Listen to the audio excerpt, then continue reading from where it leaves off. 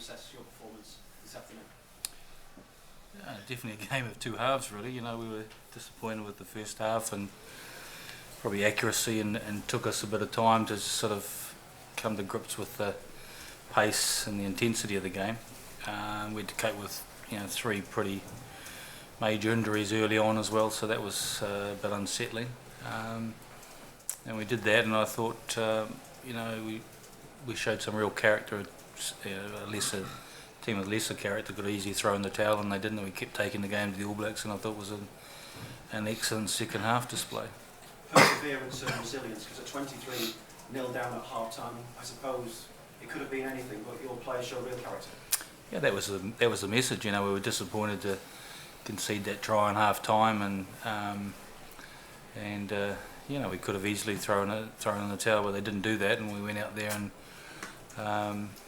we dominated territory and possession in the second half, and we put an outstanding All Black side under a lot of pressure for long periods of the game, and that was, for me, really pleasing. I think, just chatting to Sam, he said it was a little bit like the first test in Australia in the summer. We got just a bit caught in the first half with the pace and intensity, and then grew into the game in the second half. And I think that's the learning from playing at this level, is that the teams like the All Blacks, they experience that level of pace intensity week in and week out, and unfortunately we don't quite have the same level, but we've got to take a lot from today and learn a lot from today.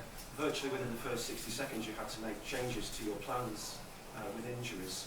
That must have really impacted on you. Yeah, it was 33 seconds on the clock. I think Bradley Davis has gone down, then Aaron Jarvis has got injured, so we've sort of lost two pretty key players. Particularly with Bradley was a big loss for us, and we wanted to get him into the game and use his ball carrying and size and weight, and so he was a big loss to us up front. And then Aaron's been improving all the time, but I thought the young guys that came in, and Scott Andrews would have learned a lot from today. I thought Aaron Shingler was excellent today when he came on, and he's got better as the game went on, and pleased with some of the impact off the bench as well. Warren, what are your thoughts on the incident that led to Bradley Davis? Well, I think you can make your own conclusions from that, can't you? I haven't had a good look at it, and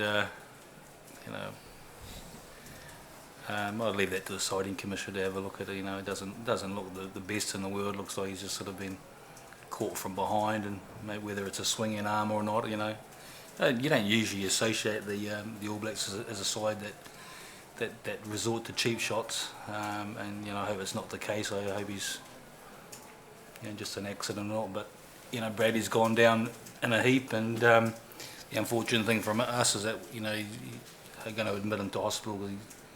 He's a bit like 10-second Bob at the moment, so doesn't quite know where he's at. So fingers crossed that he recovers. And but he was a big loss to us, and particularly early on, and it took us a bit of time to cope and reshuffle some of those replacements early on. And then losing Jamie Roberts early on as well, didn't help with the momentum. But I was pleased with the way that we handled that pressure, and did eventually recover from that.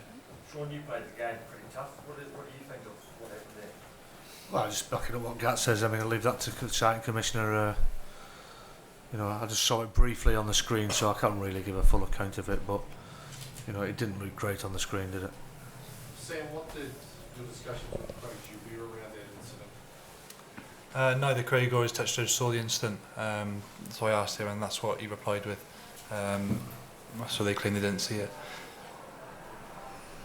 Warren, you brought a goal in the first two penalties. Can you just explain what that was and you intended to do what you did on the line out for this? Yeah, I think we were going to introduce that line out a little bit earlier on. I think the plan was, with the way that we'd kept New Zealand under a lot of pressure in that second half. I think we said something like in the second half, just the second half, that 60-odd% territory and position. So, unfortunately, we weren't able to impose ourselves enough in that first half, and we were trying to put them under some pressure, keep them down in their 22, and look to take some chances off that. So, Reece was adamant that the second one didn't go dead. Unfortunately, the touch judges or the assistant referees called that. and sometimes you take those risks, and you know, we felt that if we were going to be in the game, that we needed to really impose ourselves and take the game to New Zealand. You know, they were clinical. They don't give you many opportunities, which they didn't do in that first half, and you know, they took their points, but we felt, you know, I sometimes feel like you when you play against them, you've got to look at taking some opportunities. We didn't put ourselves in to create those opportunities in that first half, and obviously in the second half we did, and you know, put them under some pressure, because the way that they operate, and you know, they're very, very good at it, is that sometimes they're quite happy if they're under pressure to give away a penalty and 3 points and stop your momentum, and that's why they're such a good side, because you might not be back in their 22 for another 15 minutes, and they potentially can score a couple of tries. So you know, that was the plan, and unfortunately we didn't quite execute it as well as we could have. You know, on reflection, you know, we'll go back and have a look and say, you know, should have we taken the 3 points? You know, we did discuss, depending on where the game was at the time, that, you know, we would still look at changing that as an option, and you know, we wouldn't have turned down 3 points, but it was only 6-0 at that stage. You know, we're still pretty close when we've decided to kick for the corner. The next week in mind, Warren, what were the injuries? Because you're Ryan's eye as well as the ones that went off early.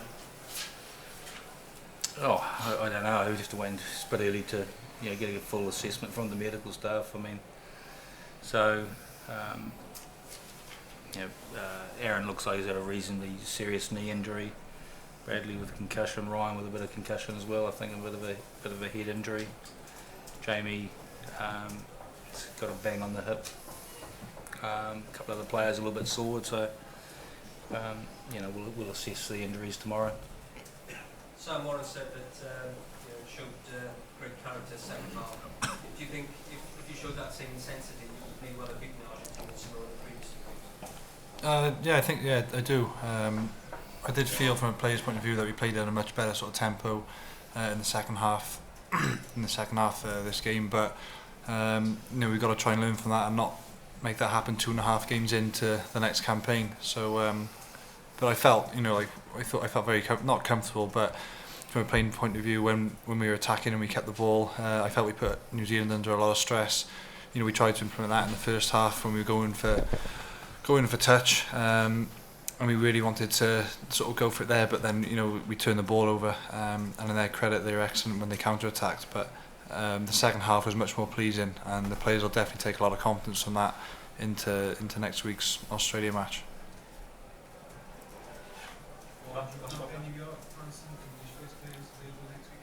I think they're all available except for James Hook. Warren, did you feel like you got a lot of rub of the green in some decisions this evening?